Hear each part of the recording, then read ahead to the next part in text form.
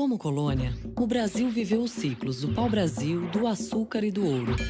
No Império, começou o ciclo do café, também voltado à exportação e produzido por escravos. Um ano depois da abolição, chegou a República. O ciclo do café acabou em 1929, quando o mundo quebrou. O Brasil se recuperou e viveu décadas de crescimento, até as duas crises do petróleo, que geraram a crise da dívida externa e a alta inflação. Na democracia, os problemas continuaram. Vieram os planos Cruzado, Bresser, Verão e Collor. Mas a inflação continuava a crescer, passando de 2.800% ao ano. Era preciso um plano inovador.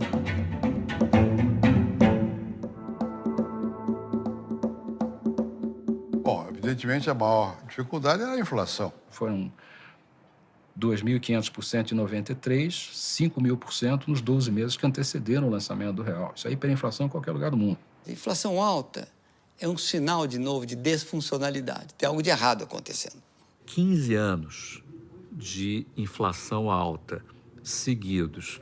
Isso não é um resfriado, isso é uma patologia muito séria, uma doença terminal. O país tem hiperinflação por um conjunto de coisas. A inflação no Brasil tinha algumas causas estruturais. Se você não, digamos assim, não se preocupar em reverter as condições que levam à hiperinflação, qualquer plano de estabilização dura um tempo e depois falha.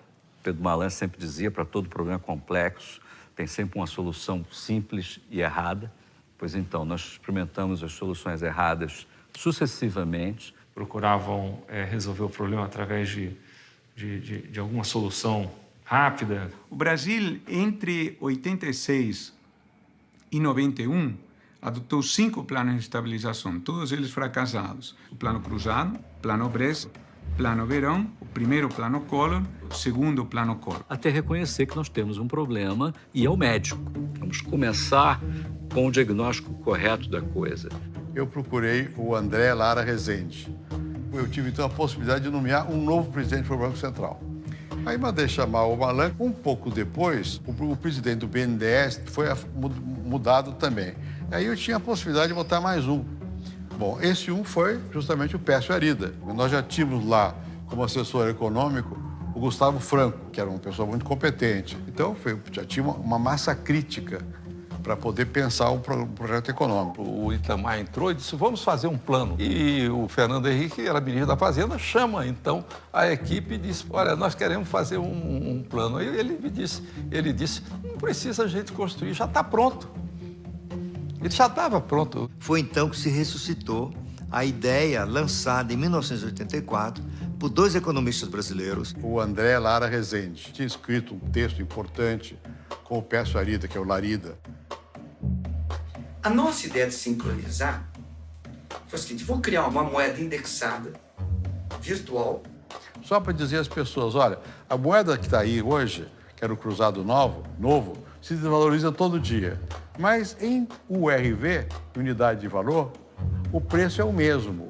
Os preços iam crescentemente sendo referenciados ao URV. Deixa o mercado converter os salários nesta moeda, deixa pelo mercado.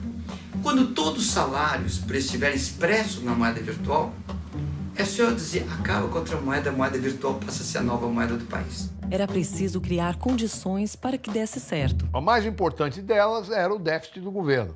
Porque uma das razões da inflação era o descontrole orçamentário. Como o ministro Simonsen dizia, inflação é excesso governamental. Seus excessos em matéria de gasto público, misturado com a fabricação de papel pintado em excesso, eram as causas clássicas de todos os processos hiperinflacionários que o mundo conheceu. E de Maria eu falo, olha, é o seguinte, tente assegurar que você equilibre o déficit antes de começar. Se a inflação da nova moeda, um pouquinho que seja, essa moeda vai ser desmoralizada.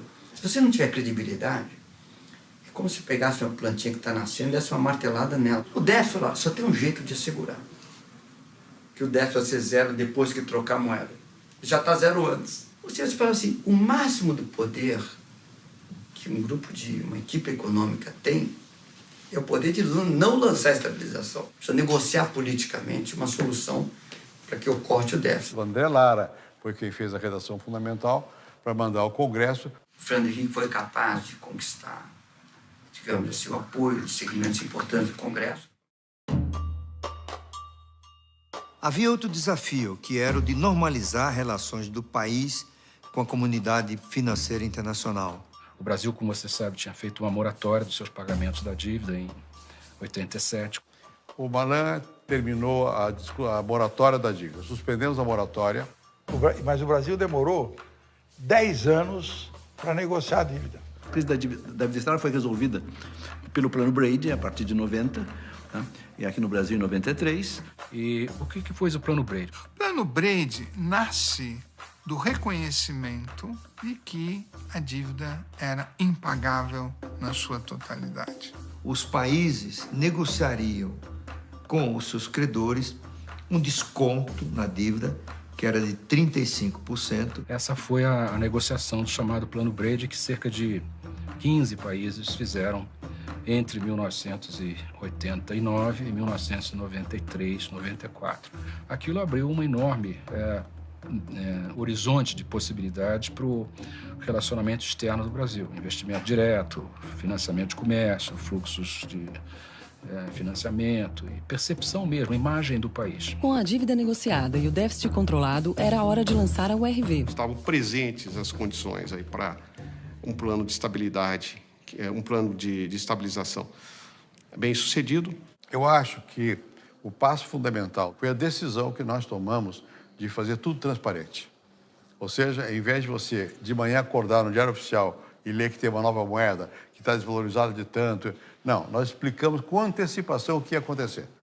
É preciso que todos os brasileiros se juntem para garantir o real. Você tem que convencer a sociedade. Nós tínhamos diante de nós um país já ressabiado e hostil a autoritarismos. Então tivemos que convidar o país para dançar. Está na hora de chamar o povo e propor uma corrente para estabilizar a moeda. E nós dissemos, olha, vocês querem fazer os contratos de vocês com qual moeda? Com essa que está apodrecendo ou com a unidade de valor? A população apoiou a ideia. Houve um pacto social implícito de apoio à estabilização. Estava tão desesperado que quando veio a tal da URV, os caras falaram, é isso aí que nós temos que acreditar.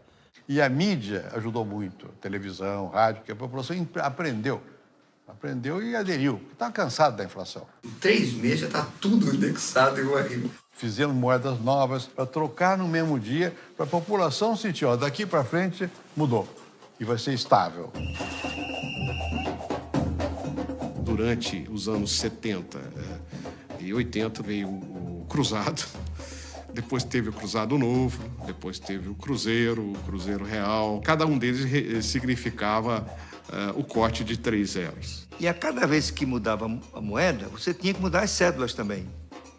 E aí nós começamos a ver que estava acabando o estoque de heróis nacionais, né? Dom Pedro II, Dom Pedro I, Deodoro da Fonseca, daqui a pouco foram os escritores, né? Os intelectuais, os políticos. E alguém falou, olha, daqui a pouco a gente vai pôr na cédula só os animais, né? E não é que acabou sendo isso mesmo, né? Finalmente, era hora de lançar o real. Então, quando chegou o dia 1º de julho... Trocou a moeda. Finalmente, a URV virou o real. A conversão da velha moeda para o real era um número de 4 algarismos. 2,732, algo assim, né? E muita gente pensou, olha, vai ser complicado, né? Escuta, ninguém vai conseguir dividir por quebradinho. A gente foi para a feira do nosso bairro. Todos os preços estavam em real. Tomate, pastel, caldo de cana, tudo estava em real. A população brasileira foi extraordinária. Ela converteu certo. É um espetáculo. A gente conseguiu resolver o problema da estabilidade da moeda. Conseguiu, de fato, estabilizar as coisas. Funcionou, para a surpresa de muitos, inclusive minha. O Brasil já era uma economia razoavelmente aberta e a dívida externa estava negociada.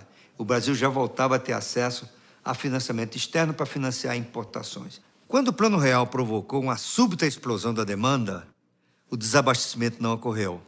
As prateleiras continuaram cheias. Uma inflação violentíssima transformou-se numa inflação civilizada, vamos dizer assim. Eu já não era nem ministro mais, que eu estava me preparando para ser candidato a presidente da República. Ele vence no primeiro turno com 54% do total de votos válidos.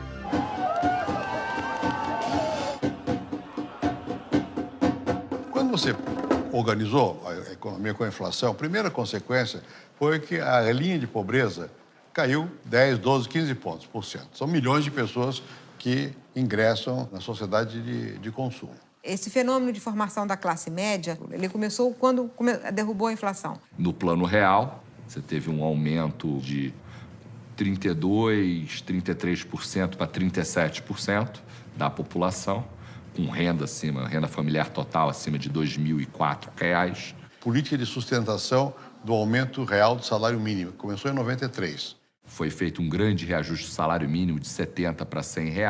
Isso provocou uma redução de pobreza e desigualdades. E, na verdade, eu acho que o principal efeito da estabilização foi muito mais, como o próprio nome diz, a estabilização trouxe estabilidade, trouxe capacidade das pessoas se planejarem em relação ao futuro. A desigualdade diminuiu, mas muitos bancos quebraram. Com a inflação era difícil entender o que se tinha. O que é natural, a inflação mascara os problemas. Quando você vai para uma moeda estável, você obriga e de repente a realidade aparece. Mal comparando, se tiver alguém nadando pelado quando a maré baixa, você vê quem está nadando pelado. O que se via era, no fundo, a realidade dos números.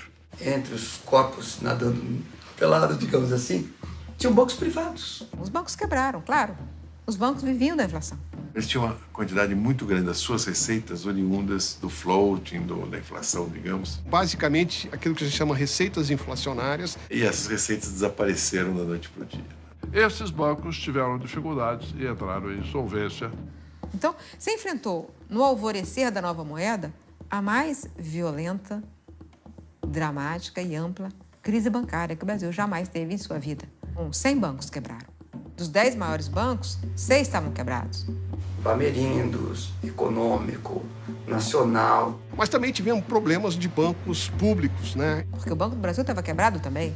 A Caixa também estava. O Banespa também estava quebrado. Tivemos que adotar medidas muito impopulares para preservar o sistema financeiro. Se não for feito nada nesse momento, o prejuízo não é mais de um banco que quebrou e poderíamos ter uma crise econômica grave. Isso poderia gerar desemprego e recessão. E aí teve a Operação Proer, que é muito mal entendida, mas que foi uma engenharia financeira brilhante. O Banco Central decretou intervenção nessas organizações. Os acionistas perderam tudo e tiveram o seu patrimônio indisponibilizado. Os banqueiros perderam seus bancos, mas o correntista não perdeu o seu dinheiro. O Banco do Brasil se transformou numa empresa, Caixa Econômica também, ao invés de ser aquela ligação direta para fazer favor político. Nós começamos a construir aí um sistema financeiro sólido, né, que se mostrou suficientemente resistente, resiliente às crises que tivemos depois. Mesmo com os problemas que apareceram, o real era um sucesso. E no ano de 1998, foi na verdade, o ano calendário com a menor taxa de inflação da nossa história. 1,6% ao ano. Mas, é claro, não foi um plano de estabilização que resolveu o problema no dia 1º de julho de 94. Ali começou uma fase. Foram anos depois da URV e do real para continuar criando condições para a moeda permanecer, como permanece até hoje, dentro de um certo grau de estabilidade. Eu diria que o problema, o fundamental desafio continua sendo essa modernização do setor público, a reforma do Estado, o equacionamento de problemas de finanças públicas, aí entendido como governo federal, Previdência, estados e municípios e estatais. Um vazamento importante que havia eram os bancos estaduais. A dívida dos estados aqui, ninguém nem sabia de quanto era. Todos os estados tinham seus bancos estaduais e os bancos estaduais emprestavam recursos aos seus acionistas controladores, vale dizer, aos estados, e não pagavam. Os bancos estaduais brasileiros eram, na verdade, controlados pelos governadores. Na prática, tinham uma licença para matar. Uma parte deles foi usada de forma distorsiva. O empréstimo que era feito para o governo estadual, também para os grupos próximos ao governo do Estado, grupos políticos, enfim. A diferença é que o banco privado pode quebrar. O banco estatal não pode quebrar. Rolavam as dívidas que não pagavam, aumentavam mais a dívida. E, num dado momento, o Banco Central acabava tendo que pegar tudo isso. Era um mecanismo espúrio de acesso dos governos estaduais a recursos federais. Não havia condição de ter uma política monetária sólida, porque você não tinha como controlar esses bancos estaduais, e uma política fiscal também não tinha como ser controlada. Tivemos que idealizar e colocar em marcha um programa de privatização dos bancos estaduais e, ao mesmo tempo, havia uma crise da dívida estadual. Nós começamos a organizar a dívida dos estados. Nós juntamos todas as dívidas no Banco Central, né? E dissemos, vocês não podem mais se endividar, para evitar que aquilo fosse uma espécie de buraco sem fundo, buraco negro de jogar o dinheiro do povo, por isso a lei de responsabilidade fiscal. Então o Fernando Henrique tem esse mérito de matar a cobra e mostrar o pau. Ele mostrou para a sociedade que se não houvesse equilíbrio fiscal dali para frente, a inflação voltaria. E a sociedade, naquele momento, falou assim, não, eu não quero inflação, então eu quero equilíbrio fiscal. A lei de responsabilidade fiscal também foi um tremendo de um avanço. E levou a que os estados brasileiros passassem a ter superávites, né? A partir de 1998. The ability to maintain more balanced budgets and controlling the money supply were the two really big things that took place in the 1990s. And that then allowed for a lot of subsequent economic growth. Aí tornou-se viável ter uma política fiscal, tornou-se viável ter uma política monetária que realmente funcionava. O Brasil passou a ter uma condição mínima até de pensar em alguma política. Com aquele tipo de inflação que a gente tinha, você falava assim, mas qual que é o plano estratégico do Brasil? Você não tem nem estabilidade monetária. Para sanar as contas públicas, as privatizações continuaram. A maior mineradora do Brasil, uma das maiores do mundo, ter sido privatizada foi um enorme erro. Tudo isso devia ser público, não devia ser objeto de especulação privada. E essa ideia que o Brasil estaria deixando em mãos privadas o patrimônio público, é o subsolo. Né? Se você tiver um royalty, que é por extrair riqueza do subsolo, não há por que a companhia ser estatal. Minha opinião é bastante ambígua, então a gente tem que olhar isso com menos dogmatismo, né? A gente tem que ser pragmático. Não existe essa clivagem, setor público é ruim, setor privado é bom. Ou setor público é bom, setor privado é ruim. Os dois têm problemas. Então, nós não podemos chegar nem num extremo nem no outro. Precisamos do Estado, precisamos das empresas privadas. Por exemplo, as siderúrgicas podiam ter sido perfeitamente privatizadas como foram, né? A Vale do Rio Doce era dividida em feudos políticos nos vários estados. Também houve grandes mudanças no setor de telecomunicações. Na questão dos monopólios, foi possível avançar. Quebramos alguns. A Telebrás vendia telefone como? Recebia na frente o dinheiro do cliente para depois entregar 2 ou 3 anos depois o telefone. As empresas de telefonia melhoraram com a privatização. O Estado não tem dinheiro e não tem eficiência para prestar serviços públicos de qualidade. Por outro lado, a empresa privada, ao prestar serviços de natureza pública, corre-se o risco de ela concentrar nos cidadãos que têm condições de pagar mais caro. Então, como é que se resolveu isso? Nós criamos as agências regulatórias, que é a forma moderna pela qual o Estado controla. O sistema de comunicação, na verdade, continua sendo público, embora tenha sido privatizado. Quer dizer, o Estado não investe diretamente, ou não em tudo, mas controla. Fernando Henrique foi reeleito em 1998. Foi então que chegaram os primeiros grandes testes do real. Já em 97 começa a crise dos países asiáticos. A crise da Ásia, que foi em 97, se agravou mesmo ao final de 97, e depois, em 98, nós tivemos a crise da Rússia, depois atingindo o Brasil. E em 99, a crise brasileira. O Brasil tem que ir ao Fundo Monetário. Houve uma crise de balanço de pagamentos e eu fui convidado para assumir o Banco Central. A taxa de câmbio já tinha sido forçada a flutuar, e eu fiz com uma proposta de manter a taxa de câmbio flutuando. O câmbio flutuante, basicamente, é quando o governo não controla o valor da moeda frente às outras moedas. Não é que o governo não possa interferir no funcionamento do mercado de câmbio, pode, em certas circunstâncias, deve, mas sem ter uma meta para a taxa de câmbio. O câmbio flutuante era uma das 3 inovações do que ficou conhecido como tripé macroeconômico. O Armínio, em conjunto com o ministro Malan, eles propõem, então, uma nova organização macroeconômica para o país, baseada no famoso tripé. Isso chama tripé econômico, né?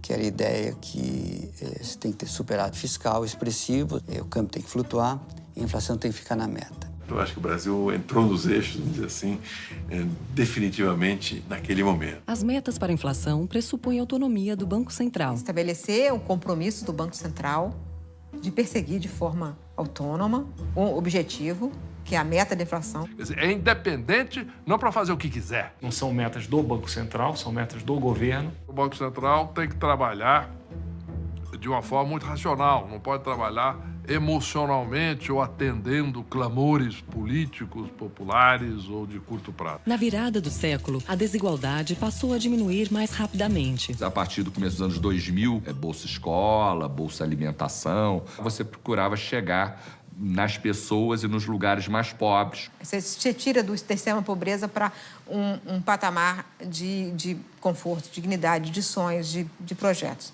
Mas, por outro lado, criar as bases para que a pobreza deixasse de ser um problema na geração seguinte. A ideia era comprar o tempo da criança, pagar para essa criança para ela ficar na escola. Que a política era assim, olha, você recebe esse dinheiro e o compromisso é que você mantenha seu filho na escola.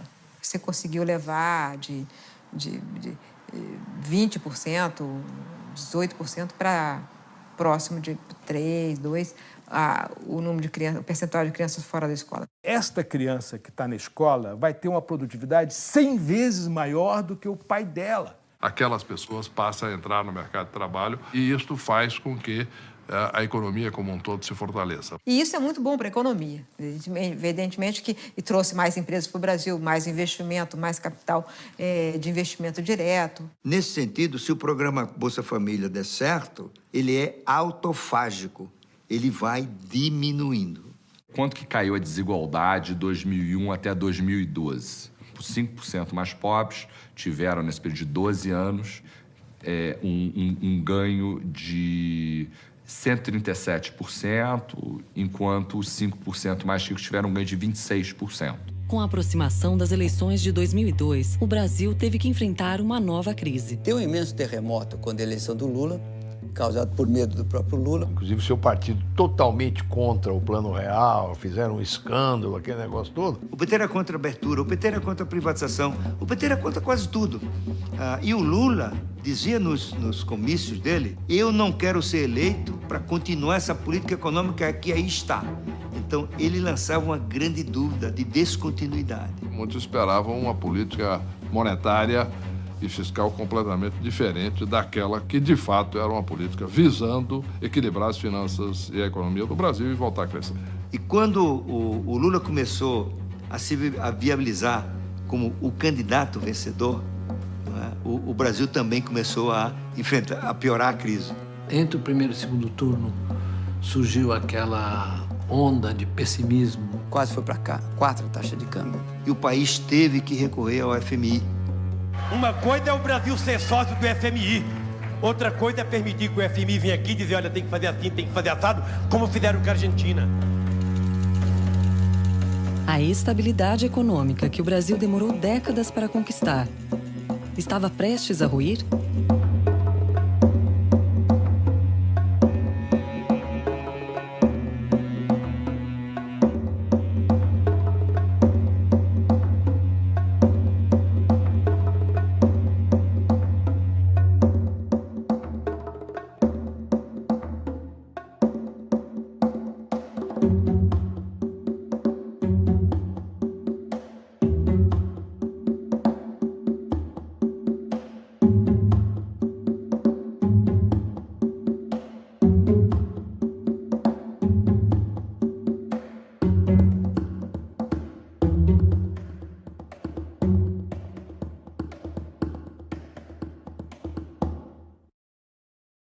próximo de 3, 2, o número de crianças, o percentual de crianças fora da escola. Esta criança que está na escola vai ter uma produtividade 100 vezes maior do que o pai dela. Aquelas pessoas passam a entrar no mercado de trabalho e isto faz com que a economia como um todo se fortaleça. E isso é muito bom para a economia. Evidentemente que trouxe mais empresas para o Brasil, mais investimento, mais capital de investimento direto. Nesse sentido, se o programa Bolsa Família der certo, ele é autofágico.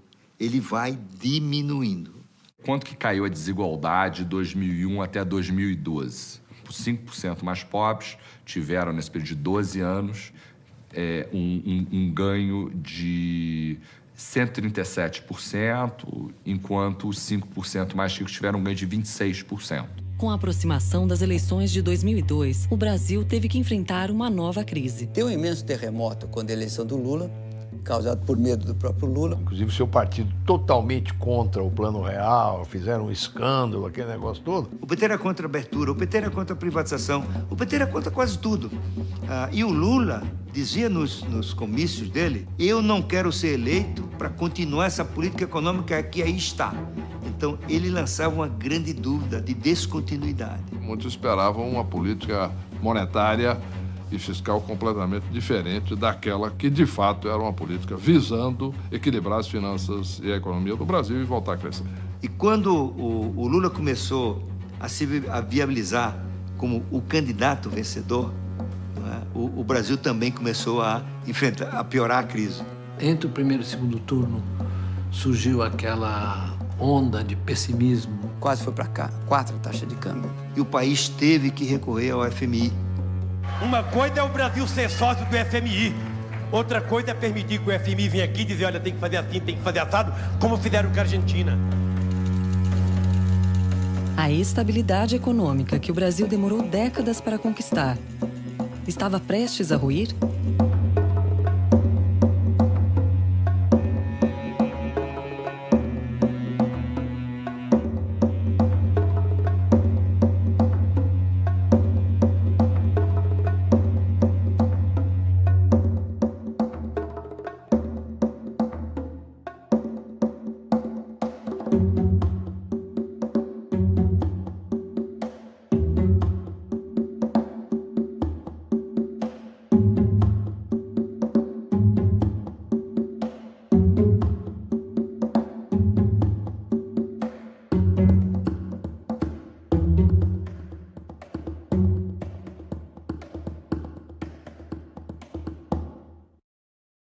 E a dívida externa estava negociada.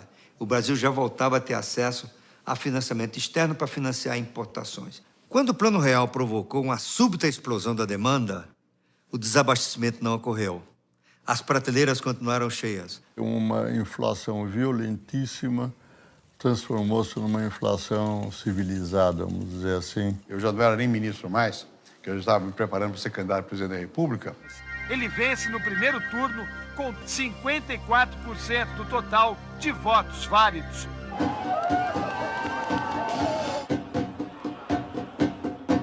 Quando você organizou a economia com a inflação, a primeira consequência foi que a linha de pobreza caiu 10, 12, 15 pontos por cento. São milhões de pessoas que ingressam na sociedade de consumo. Esse fenômeno de formação da classe média, ele começou quando derrubou a inflação. No Plano Real, você teve um aumento de 32%, 33% para 37% da população, com renda familiar total acima de R$ 2.004. Política de sustentação do aumento real do salário mínimo, que começou em 93. Foi feito um grande reajuste do salário mínimo de R$ 70 para R$ 100. Isso provocou uma redução de pobreza e desigualdade. E, na verdade, eu acho que o principal efeito da estabilização foi muito mais, como o próprio nome diz, a estabilização trouxe estabilidade, trouxe capacidade das pessoas se planejarem em relação ao futuro. A desigualdade diminuiu, mas muitos bancos quebraram. Com a inflação era difícil entender o que se tinha. O que é natural, a inflação mascara os problemas. Quando você vai para uma área estável, você obriga, de repente a realidade aparece. Mal comparando, se tiver alguém nadando pelado quando a maré baixa, você vê quem estava nadando pelado. O que se via era, no fundo, a realidade dos números. Entre os corpos nadando pelados, digamos assim, tinham bancos privados. Os bancos quebraram, claro. Os bancos viviam da inflação. Eles tinham uma quantidade muito grande das suas receitas oriundas do floating, da inflação, digamos. Basicamente, aquilo que a gente chama receitas inflacionárias. E essas receitas desapareceram da noite para o dia. Esses bancos tiveram dificuldades e entraram em insolvência. Então, você enfrentou, no alvorecer da nova moeda, a mais violenta, dramática e ampla crise bancária que o Brasil jamais teve em sua vida. 100 bancos quebraram. Dos 10 maiores bancos, 6 estavam quebrados. Bamerindos, Econômico, Nacional. Mas também tivemos problemas de bancos públicos, né? Porque o Banco do Brasil estava quebrado também. A Caixa também estava. O Banespa também estava quebrado. Tivemos que adotar medidas muito impopulares para preservar o sistema financeiro. Se não for feito nada, né? Se não houvesse equilíbrio fiscal dali para frente, a inflação voltaria. E a sociedade, naquele momento, falou assim, não, eu não quero inflação. Então, eu quero equilíbrio fiscal. A lei de responsabilidade fiscal também foi um tremendo de um avanço. E levou a que os estados brasileiros passassem a ter superávites, né?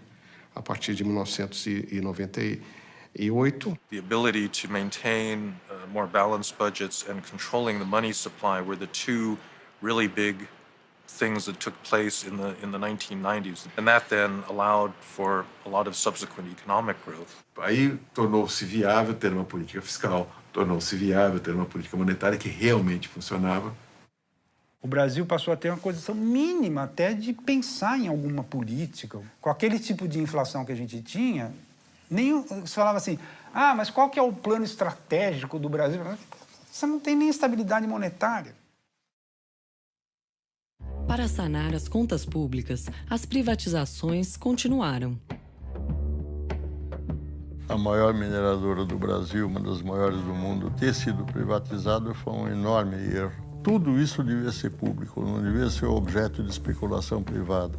E essa ideia que o Brasil estaria deixando em mãos privadas o patrimônio público, o subsolo. Né? Se você tiver um royalty, que é por extrair riqueza do subsolo, não há por que a companhia ser estatal. Minha opinião é bastante ambígua, então a gente tem que olhar isso com menos dogmatismo, né? A gente tem que ser pragmático. Não existe essa clivagem, setor público é ruim, setor privado é bom. Ou setor público é bom, setor privado é ruim.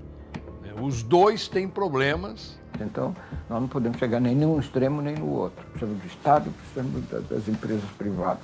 Por exemplo, as siderúrgicas podiam ter sido perfeitamente privatizadas como foram, né?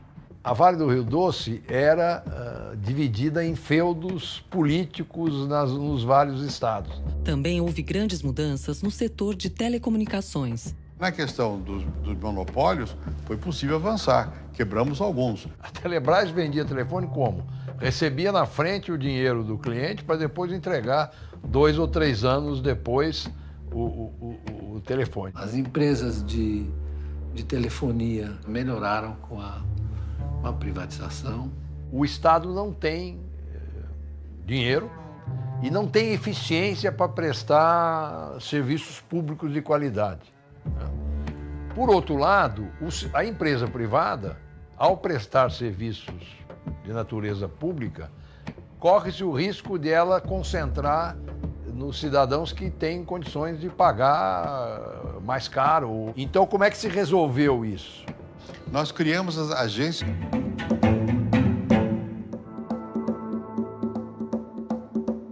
Bom, evidentemente a maior dificuldade era a inflação. Foram 2.500% em 93, 5.000% nos 12 meses que antecederam o lançamento do real. Isso é hiperinflação em qualquer lugar do mundo. A inflação alta é um sinal, de novo, de desfuncionalidade. Tem algo de errado acontecendo. 15 anos de inflação alta seguidos. Isso não é um resfriado, isso é uma patologia muito séria, uma doença terminal. O país tem hiperinflação por um conjunto de coisas. A inflação no Brasil tinha algumas causas estruturais. Se você não, digamos assim, não se preocupar em reverter as condições que levam à hiperinflação, qualquer plano de estabilização dura um tempo e depois falha.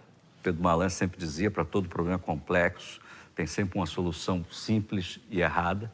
Pois então, nós experimentamos as soluções erradas sucessivamente. Procuravam resolver o problema através de alguma solução rápida. O Brasil, entre 86 e 91, adotou 5 planos de estabilização, todos eles fracassados. O Plano Cruzado, Plano Brest, Plano Verão, o primeiro Plano Collor, o segundo Plano Collor. Até reconhecer que nós temos um problema e ir ao médico. Vamos começar com o diagnóstico correto da coisa. Eu procurei o André Lara Rezende. Eu tive, então, a possibilidade de nomear um novo presidente para o Banco Central. Aí mandei chamar o Malan. Um pouco depois, o presidente do BNDES foi mudado também. Aí eu tinha a possibilidade de botar mais um.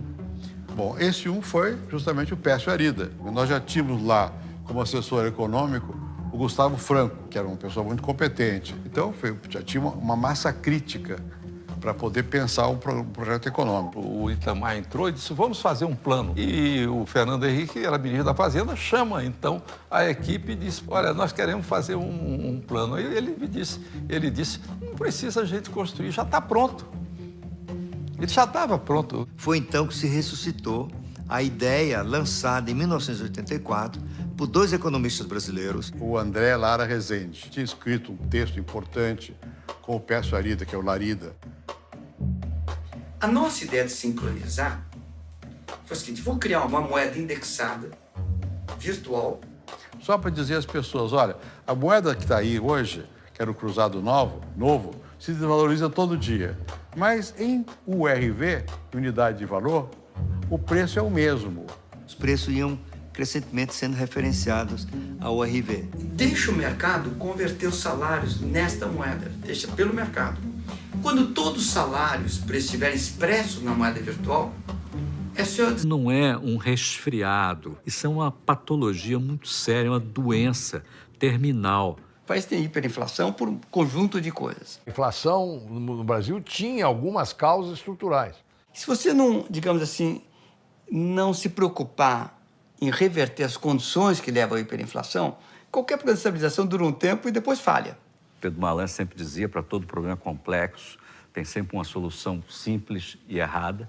Pois então, nós experimentamos as soluções erradas sucessivamente. Procuravam resolver o problema através de alguma solução rápida. O Brasil, entre 86 e 91, adotou 5 planos de estabilização, todos eles fracassados. O Plano Cruzado, Plano Brest, Plano Verão, o primeiro Plano Collor, o segundo Plano Collor. Até reconhecer que nós temos um problema e ir ao médico. Vamos começar com o diagnóstico correto da coisa. Eu procurei o André Lara Rezende. Eu tive, então, a possibilidade de nomear um novo presidente para o Banco Central. Aí mandei chamar o Malan. Um pouco depois, o presidente do BNDES foi mudado também. Aí eu tinha a possibilidade de botar mais um. Bom, esse um foi justamente o Pécio Arida. Nós já tínhamos lá, como assessor econômico, o Gustavo Franco, que era uma pessoa muito competente. Então, já tinha uma massa crítica para poder pensar um projeto econômico. O Itamar entrou e disse, vamos fazer um plano. E o Fernando Henrique, era ministro da Fazenda, chama então a equipe e diz, olha, nós queremos fazer um plano. Aí ele disse, não precisa a gente construir, já está pronto. Ele já estava pronto. Foi então que se ressuscitou a ideia lançada em 1984 por 2 economistas brasileiros. O André Lara Rezende tinha escrito um texto importante com o Pécio Arida, que é o Larida. A nossa ideia de sincronizar foi o seguinte, vou criar uma moeda indexada, virtual. Só para dizer às pessoas, olha, a moeda que está aí hoje, que era o cruzado novo, se desvaloriza todo dia. Mas em URV, unidade de valor, o preço é o mesmo. Os preços iam crescentemente sendo referenciados ao URV. Deixa o mercado converter os salários nesta moeda, deixa pelo mercado. Quando todos os salários estiverem expressos na moeda virtual, é só eu dizer, acaba com outra moeda, a moeda virtual passa a ser a nova moeda do país. Era preciso criar condições para que desse certo. A mais importante delas era o déficit do governo. Porque uma das razões da inflação era o descontrole orçamentário. Como o ministro Simonsen dizia, a inflação é excesso governamental. Seus excessos em matéria de gasto público misturado com a fabricação de papel pintado em excesso eram as causas claras. Os bancos viviam da inflação. Eles tinham uma quantidade muito grande das suas receitas oriundas do floating, da inflação, digamos. Basicamente, aquilo que a gente chama receitas inflacionárias. E essas receitas desapareceram da noite para o dia. Esses bancos tiveram dificuldades e entraram em insolvência. Então, se enfrentou, no alvorecer da nova moeda, a mais violenta, dramática e ampla crise bancária que o Brasil jamais teve em sua vida. 100 bancos quebraram. Dos 10 maiores bancos, 6 estavam quebrados. Bamerindos, Econômico, Nacional. Mas também tivemos problemas de bancos públicos, né? Porque o Banco do Brasil estava quebrado também. A Caixa também estava. O Banespa também estava quebrado. Tivemos que adotar medidas muito impopulares para preservar o sistema financeiro. Se não for feito nada nesse momento, o prejuízo não é mais de um banco que quebrou e poderíamos ter uma crise econômica grave. Isso poderia gerar desemprego e recessão. E aí teve a Operação Proer, que é muito mal entendida, mas que foi uma engenharia financeira brilhante. O Banco Central decretou intervenção nessas organizações. Os acionistas perderam tudo e tiveram o seu patrimônio indisponibilizado. Os banqueiros perderam seus bancos, mas o correntista não perdeu seu dinheiro. O Banco do Brasil se transformou numa empresa, Caixa Econômica também, ao invés de ser aquela ligação direta para fazer favor político. Nós começamos a construir aí um sistema financeiro sólido, né, que se mostrou suficientemente resistente, resiliente às crises que tivemos depois. Mesmo com os problemas que apareceram, o real era um sucesso. E no ano de 1998, foi na verdade, o ano calendário com a menor taxa de inflação na nossa história. 1,6% ao ano. Mas, é claro, não foi um plano de estabilização que resolveu o problema no dia 1º de julho de 94. Ali começou uma fase. Foram anos depois da URV e do real para continuar criando condições para a moeda permanecer, como permanece até hoje, dentro de um certo grau de estabilidade. Eu diria que o problema, o fundamental desafio continua sendo essa modernização do setor público, a reforma do Estado, o equacionamento de problemas de finanças públicas, aí entendido como governo federal, Previdência, estados e municípios e estatais. Um vazamento importante que havia eram os bancos estaduais. A dívida dos estados aqui, ninguém nem sabia de quanto era. Todos os estados tinham seus bancos estaduais e os bancos estaduais emprestavam recursos aos seus acionistas controladores, vale dizer, aos estados, e não pagavam. Os bancos estaduais brasileiros